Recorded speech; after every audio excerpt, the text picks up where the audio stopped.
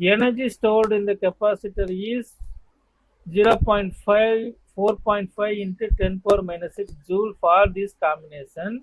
If the battery is replaced by the another capacitor, battery எடுத்துக்கிட்டு another capacitor வைக்கிறீங்க, இப்போ எவ்வளவு total energy இருக்குன்னு கேட்கலாம். We know that energy is inversely proportional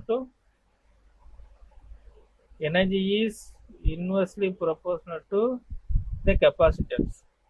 இப்போ கெப்பாசிட்டர் ரைஸ் ஆனா எனர்ஜி ஸ்டோர்டு வந்து குறையணும். ஏன் இங்க வந்து நீங்க ஒரு பிளேட் இங்க பிளேஸ் பண்றீங்க, சரியா?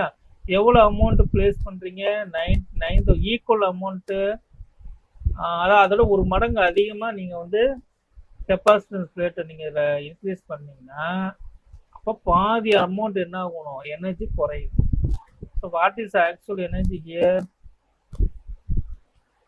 4.5 into 10 power minus 6, இதை டிவைட் பை 2 போட்டுக்கோங்க, ஆன்சர் வந்துடும் 2.25 வந்துடும். ஆர் அதர்வைஸ் நம்ம வந்து ப்ரொசீஜர்ஸாக போகணும்னா what is the initial capacitance? 1/2 Q squared by C.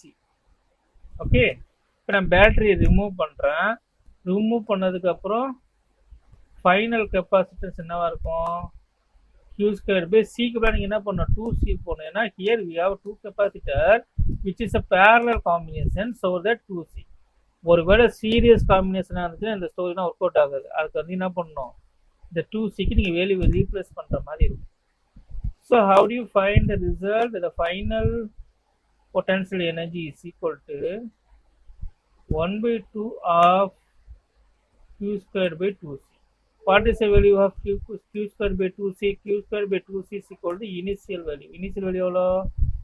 4.5 into 10 power minus 6. So we get Q squared by 2C என்ன பண்ணிட்டேன்? 4.5 into 10 power minus 6 போட்டுட்டேன், divided by 2, சால்வ் பண்ணா 2.25 into 10 power minus 6 வரும் in joules.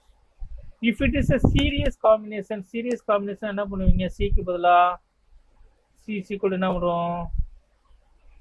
C1 C2 divided by C1 plus C2 வரும். அப்போ answer மாறும் for a series combination.